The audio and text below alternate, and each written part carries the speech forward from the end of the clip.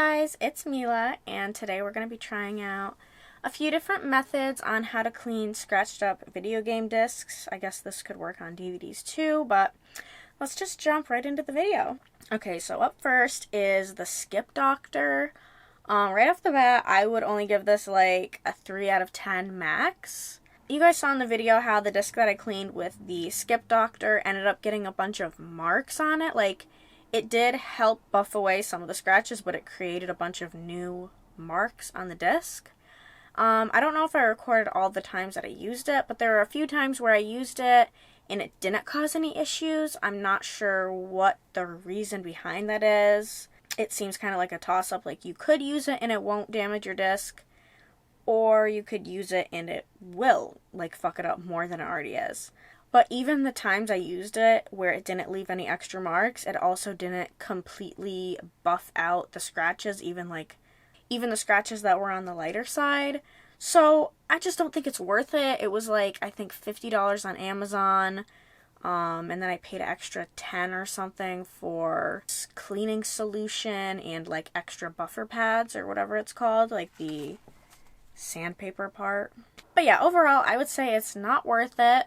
Maybe there's a trick to it to make it not leave marks on your discs. If you guys have experience with that, let me know down below in the comments, but I wouldn't spend my money on it. I ended up just returning it to Amazon because it was just a waste of money in my opinion. So next up is the Toothpaste Method. You guys saw in the video how you basically take a washcloth, a microfiber cloth, and you rub the toothpaste around and then rinse it off to fix your scratches. As you guys saw, if you push too hard, that causes issues. Maybe I didn't watch enough videos or do enough research, but I did not hear anybody say that. I just thought, oh, if you scrub harder, it'll work better. No, very bad. But I would say, I would give it like a 6 or 7 out of 10. Because after doing it lightly, I did notice that it 100% like helped buff out a lot of the lighter scratches and made like the deeper scratches a little bit better.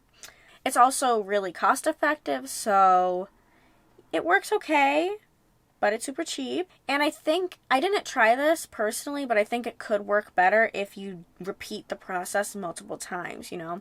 Rub the toothpaste on really gently, let it dry, rinse it off, repeat like 2 to 3 times. I don't think it's a bad method. I definitely wish I would have known beforehand that you're supposed to be very gentle when you use it.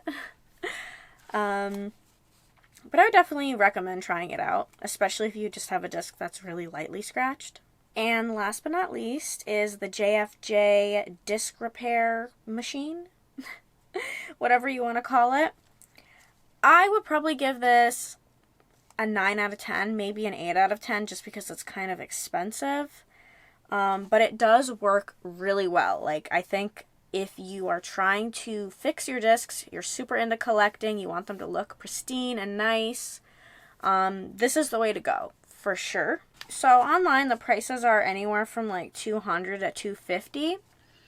And then I'm not sure how expensive the supplies are once you run out of them. Obviously, you always have the machine, but it comes with like buffer pads and sandpaper and the special wax type liquid you're supposed to put on it.